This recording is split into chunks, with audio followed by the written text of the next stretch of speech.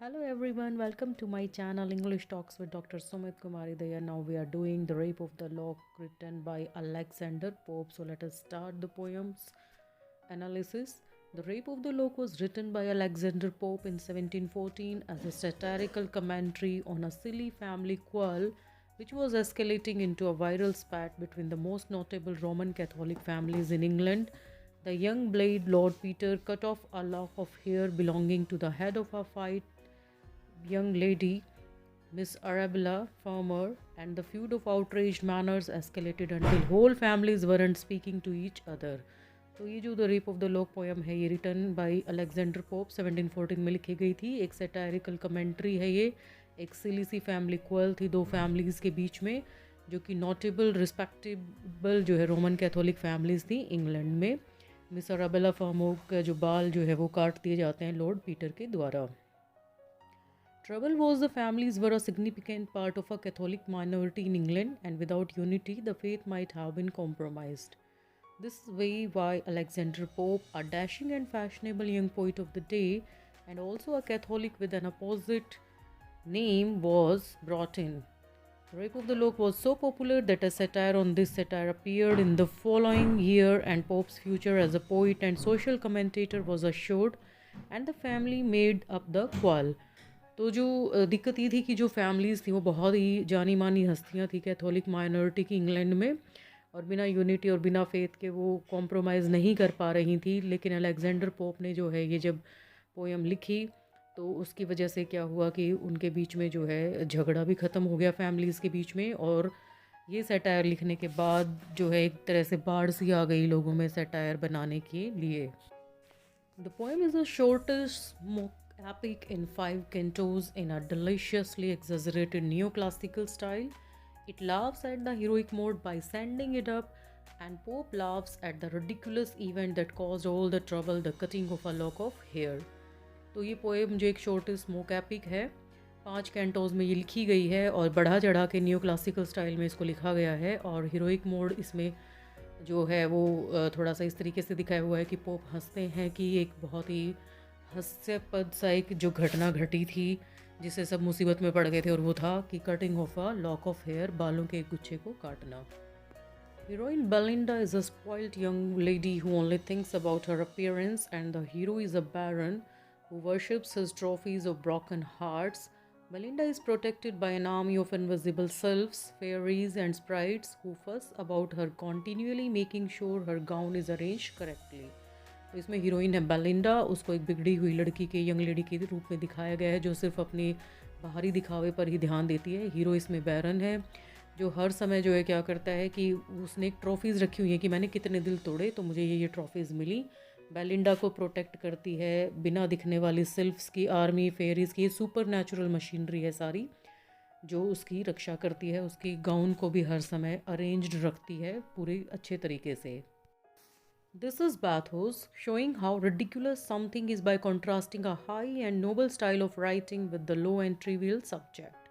एक बाथोस का टाइप है जिसमें कि हास्यास्पद तरीके से दिखाया जाता है कि कैसे हाई और नोबल स्टाइल को जो है लो और ट्रिवियल सब्जेक्ट के साथ कंट्रास्ट में लिखा जा सकता है। Think Monty Python.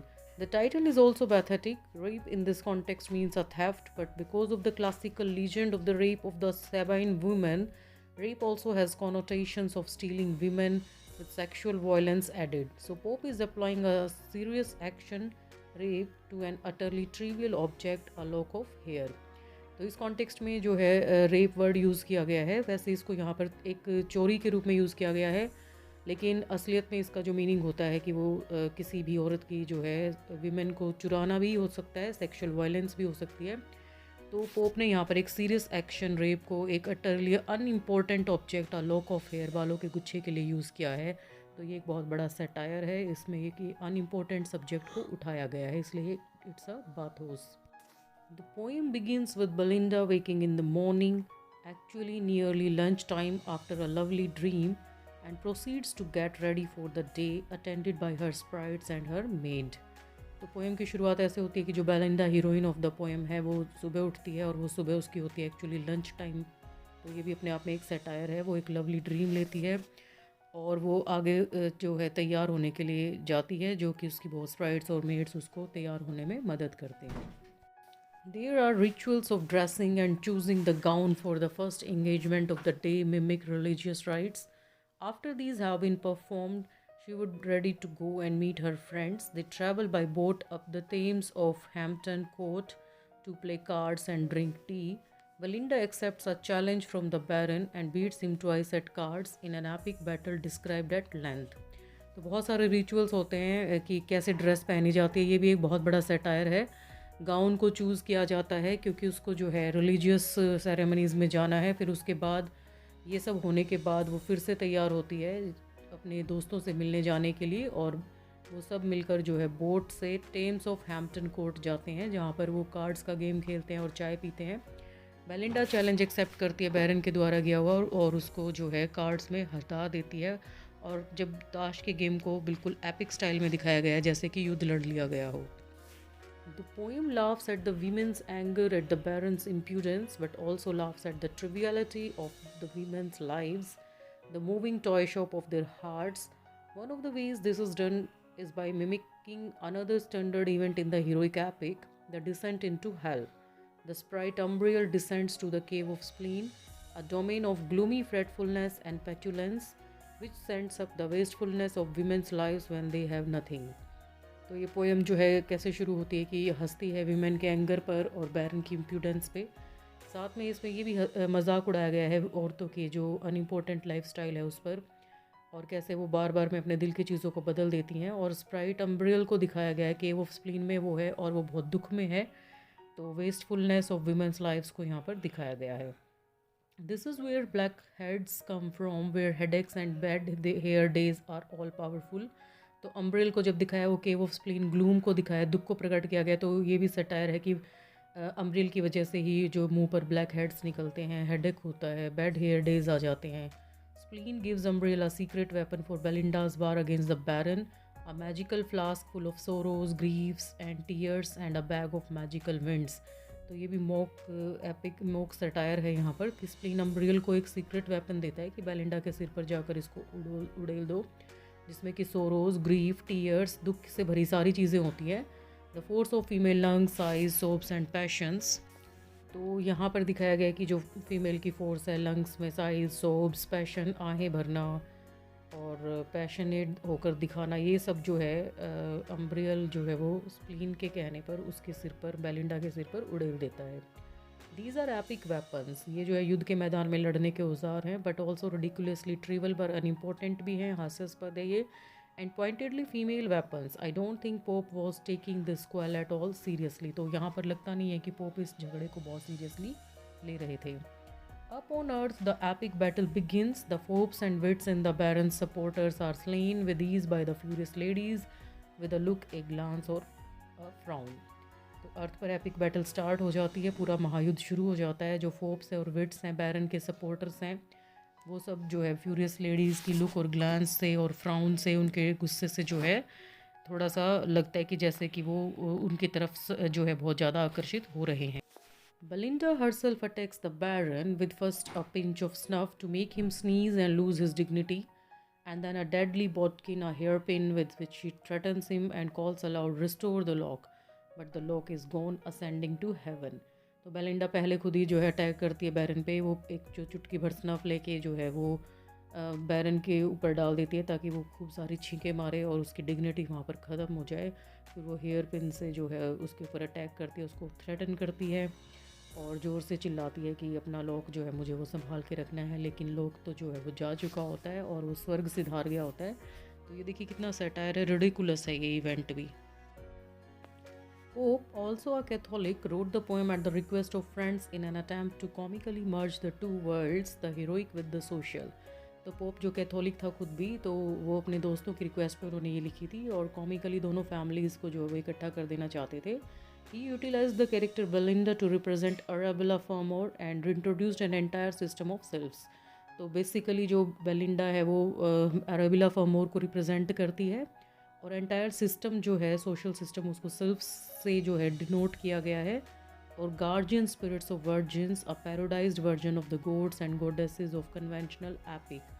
और जो एपिक जो होता है महाकाव्य, उसके जो गार्जियन स्पिरिट्स ले लिए गए हैं, गॉड्स और गॉडेसेस की जगह सिल्फ्स को ले लिया गया है, सुपर नेचुरल मशीनरी है वो. Pope derived himself from the 17th century French Rosicrucian novel Comte de Gabalis. तो उन्होंने कॉम्ते दी गैबलिस से सुपर नेचुरल मशीनरी को लिया है. The poem satirizes a small incident by comparing it to the epic world of the gods.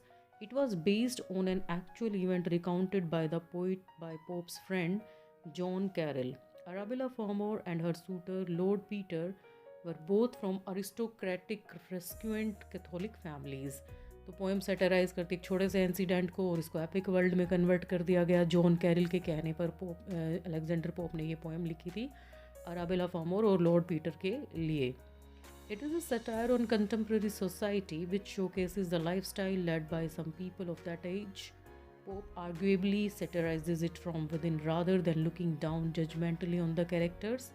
Belinda's legitimate rage is thus alleviated and tempered by her good humor as directed by the character Clarissa. तो एक satire है उस समय के समकालीन समाज पर कि किस तरीके से लोग जीते थे, लाइफस्टाइल क्या था उनका, और वो किसी को लुक डाउन नहीं कर रहे हैं, जजमेंटल नहीं है किसी कैरेक्टर को लेके. और जो गुस्सा है बेलिंडा का उसको भी जो है क्लैरिसा उसकी फ्रेंड बढ़ा देती है और उसको भी गुड सेंस ऑफ ह्यूमर के साथ इस पोएम में दर्शाया गया है.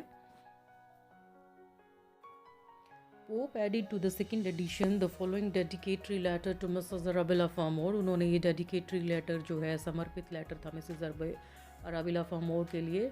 Madam, it will be in vain to deny that I have some regard for this piece since I dedicate it to you.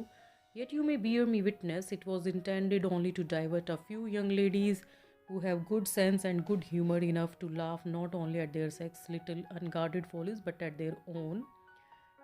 The machinery, madam, is a term invented by the critics to signify that part which the deities, angels or demons are made to act in a poem. For the ancient poets are in one respect like many modern ladies. Let an action be never so trivial in itself, they always make it appear of the utmost importance. These machines I determined to raise on a very new and old foundation, the Rosicrucian doctrine of spirits. तो ये letter ये दर्शाता है कि poem लिखने से पहले अराबेला फर्मोर से उन्होंने परमिशन ले ली थी. तो बिना परमिशन के ये जो सेटायर है, मोकैपिक है, ये नहीं लिखा गया था. तो ये गुड साइन है कर्टसी का. आगे देखते हैं ज़रा. What is the theme? Themes हैं the frivolity of upper class society. Upper class society की फ्रिवलिटी के ऊपर जो है इस पर कटाक्ष किया गया है. The roles of man and women in this high society. The importance of high society places on personal pleasures and luxuries. Vanity, the value of beauty. Vanity मतलब झूठा दिखावा दिखाया गया है इसमें सारा का सारा. The importance of having a good sense of humor about life's absurdities. तो जितनी भी absurdities होती है लाइफ में उसके लिए साथ good sense of humor होना चाहिए. तो एपिक और मोक एपिक में क्या सिमिलैरिटीज़ होती हैं वो देखते हैं. दोनों जो हैं they start with introducing it's theme. Theme के जो है इंट्रोड्यूस के साथ जो है इंट्रोडक्शन के साथ स्टार्ट होते हैं एपिक और mock epic. Afterwards the poet invokes god for aid. उसके बाद जो है भगवान की प्रार्थना होती है सहायता के लिए. इट्स डिक्शन इज़ ग्रैंड, भव्य होता है इसका diction. It has supernatural machinery. Journey on water, water पे जर्नी ज़रूर होगी, वॉयज होगा. लॉन्ग स्पीचेस भी होंगी. यहाँ भी जो है लॉन्ग स्पीच दी जाती है जब the rape of the lock हो चुका होता है उसके बाद क्लैरिसा के द्वारा. डिसिमिलैरिटीज़ चेक करते हैं. Epic consist of several volumes. Mock epic is much shorter than the true epic. Epic is serious and real, and mock epic is mock and parody. Epic has theme is sublime, but mock epic's theme is trivial. Epic में hero और characters upper class के होते हैं. Mock epic में they are common people. Epic में हैं जो epic similes होती हैं और मोक एपिक में मोक एपिक सिमलीज होती हैं. सिमलीज हम कई बार डिस्कस कर चुके हैं अलग वीडियोज़ में, अदर वीडियोज़ में. Poetic form, figures of speech and verse. Rape of the Lock is written in heroic couplets, Chaucer's poetic form, pairs of rhyming lines in iambic pentameter. The main figure of speech is hyperbole. Pope exaggerates for ridicule and humor. Other figures of speech include personification, anaphora, alliteration, and extended similes, antithesis. Let us discuss antithesis and anaphora. Antithesis: placing side by side and in similar grammatical structures, strongly contrasting words, clauses, sentences, or ideas. For example, accidentally, on purpose, agree to disagree. Anaphora, the repetition of sequences of words at the beginning of neighboring clauses, lending emphasis. Sequence of words का जो repetition होता है शुरुआत में neighbouring clauses के example से समझते हैं. In time we will move, in time we will advance and in time we will prevail. तो इससे हमें क्लियर हो जाता है कि एनाफोरा का यहाँ पर यूज़ किया गया है. A few allusions to Paradise Lost. तो पैराडाइज लोस्ट के साथ क्या एल्यूजन्स हैं वो चेक करते हैं हम. पैराडाइज लोस्ट में Satan whispers a dream in Eve's ear. Eve की कान में सैटर्न एक विस्पर करता है, ड्रीम आकर. रेप ऑफ लोक में क्या है, Ariel whispers to Belinda about pride and vanity. Ariel उसके कान में फुसफुसाता है झूठे दिखावे और प्राइड के बारे में. Eve fixates on her image in a pool of water. तो ईव अपनी पूल ऑफ वाटर में इमेज देखती है. Belinda worships her own reflection in a mirror. Belinda mirror में देखती है. Saturn suffers in a lake of burning sulphur. वो burning sulphur के लेक में सफ़र करता है. Ariel threatens the sylphs with burning chocolate.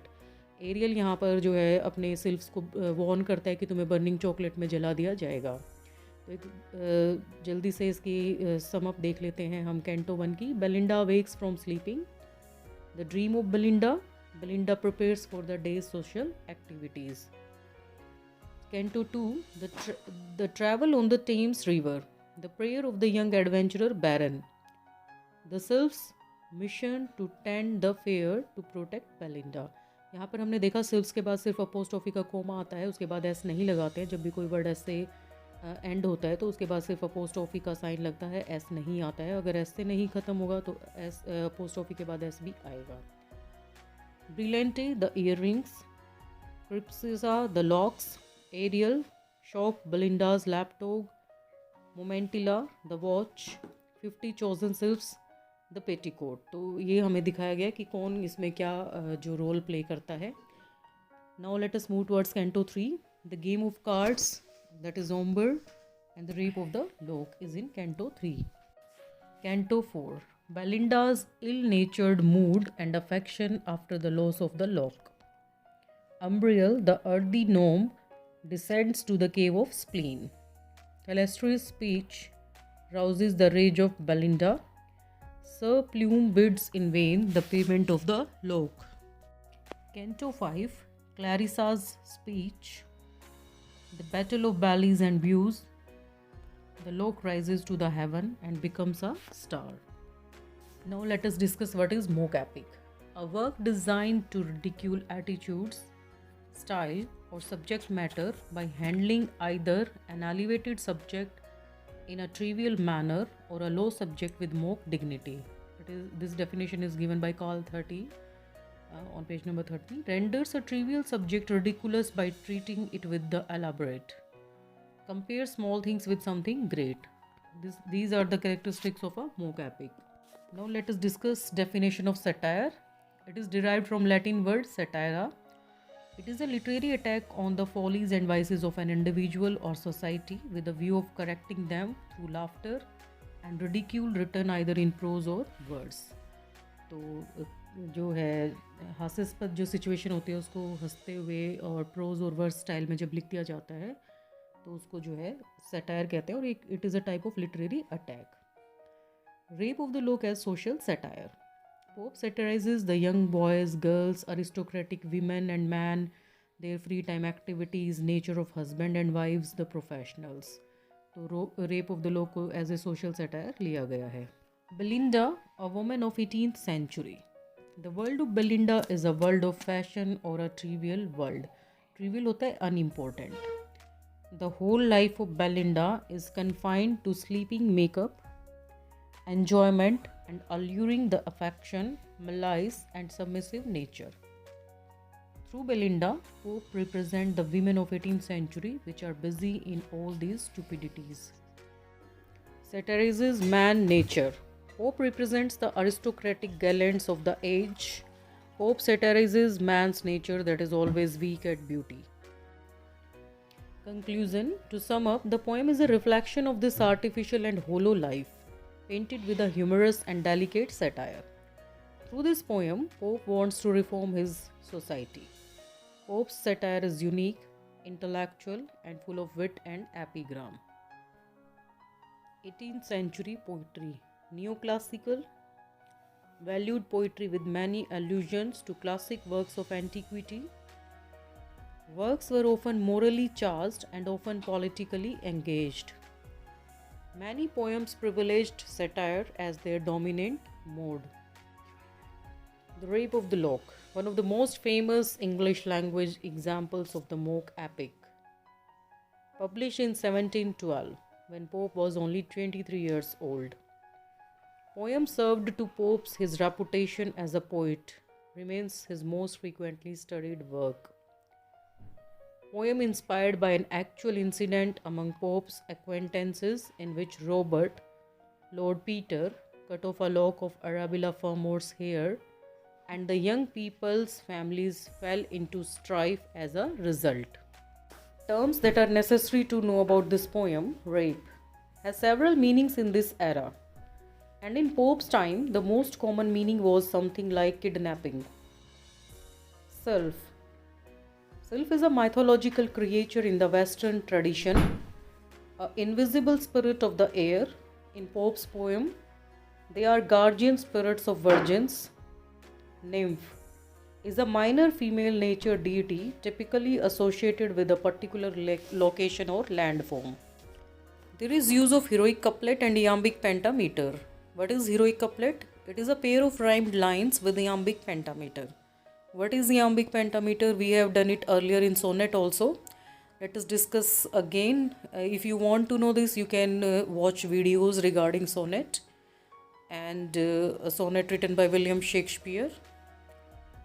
Iambic pentameter refers to a certain kind of line of poetry and has to do with the number of syllables in the line, an unstressed syllable followed by stressed syllables. तो what is sonnet जो video है उसमें बहुत अच्छे से iambic pentameter मैंने करवाया हुआ है, तो आप वो वीडियो मेरी देख सकते हैं. रेप ऑफ द लॉक के हम कैरेक्टर्स देख लेते हैं. बेलिंडा जो है वो अराबिला फर्मोर के लिए नाम यूज़ किया गया है. बैरन लॉर्ड पीटर हैं. कैरल क्लैरिसा, और जिसने बैरन को कैची दी थी कि भाई तुम लॉक ऑफ द हेयर जो है वो काट दो. थेलेस्ट्रिस बेलिंडा की दोस्त है. सर प्लूम थेलेस्ट्रिस का लवर है. शॉक जो है वो बेलिंडा का लैप डॉग है. सिल्फ्स जो हैं एरियल्स हैं जो बेलिंडा के गार्जियन हैं. Brillante, Crispissa, Momentilla and Umbriel, these are the names of sylphs जिनको सुपर नेचुरल मशीनरी भी कहा जाता है. So the Rape of the Lock is a mock heroic poem by Alexander Pope. Initially it was published anonymously in Lintart's Miscellaneous Poems and Translations 1712. Pope's version was published in 1714 with 5 cantos. Poem is written with heroic couplets. So let us discuss about plot of the poem. Canto 1. Belinda rises and attends to her morning routine, exposition of the sylphs and the warning of some dread event. Canto 2. Belinda sails to Hampton Court. The Baron covets a lock, makes a sacrifice.